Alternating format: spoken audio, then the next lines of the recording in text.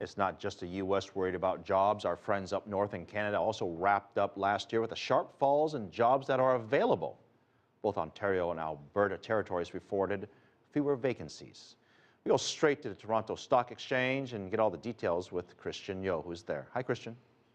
Hi, Phil. Yes, sharp intakes of breath across Canada, including here in Ontario this morning, and it wasn't to do with the weather for a change. 46,000 fewer jobs across Canada in December, pushing unemployment up to 7.2% from 6.9% the month before. As you said there, Alberta and Ontario both reporting fewer jobs, while British Columbia and Newfoundland Labrador seeing more jobs added.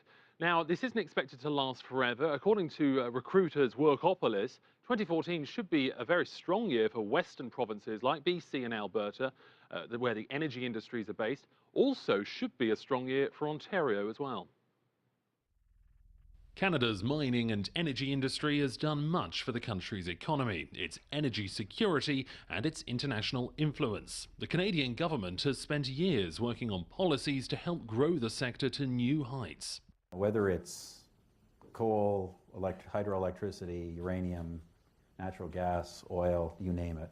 Canada is one of the largest producers in the world, and in almost every case with some of the largest reserves in the world. So whatever the energy mix of the future is, I tell people Canada will be a major provider. That bullishness from the Prime Minister has been echoed by employers in Alberta, where more than a quarter of its economic growth comes from the energy sector. While industries like finance and IT put a freeze on hiring last year, energy producers were recruiting skilled workers in the thousands.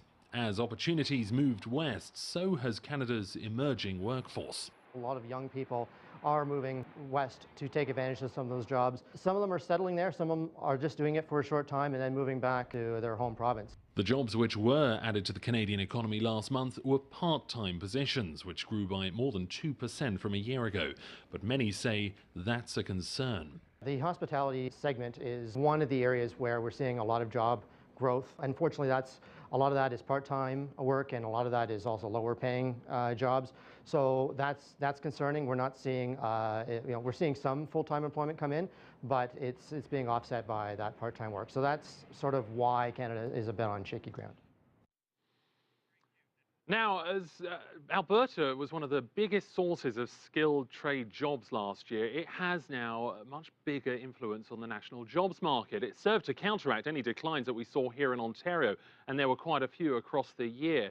Now, if that's to change, if that combination worked well for a lot of last year, it changed in December, where both provinces saw declines, and that double trouble means bad trouble for the entire country, Phil. All right, so bottom line, December wasn't so great, but looking forward, what particular areas did perhaps better or worse? Was it the East or the West Canada? Well, nationally, 100,000 jobs were added to the economy, which looks good from the sounds of it, but actually compare that to 2012, when more than 300,000 jobs were added, it wasn't such a good year. Quebec was mainly stagnant. Ontario got off to a great start, but declines later in the year, particularly December, when almost 40,000 were lost, offset any gains made. By far the best performing province was Alberta. It is the energy heartland of Canada. It saw jobs growth of 3.5%. Another success story was Saskatchewan, big on uranium mining, saw jobs growth of 2.5%. Now, it'll be interesting to see if January's figures translate into a continued downward trend from December's figures, whether or not Alberta and Ontario have an ongoing jobs problems, and the recruiters were wrong, Phil. I suspect the weather may have played a role as well. Kristiaan, thank you very much.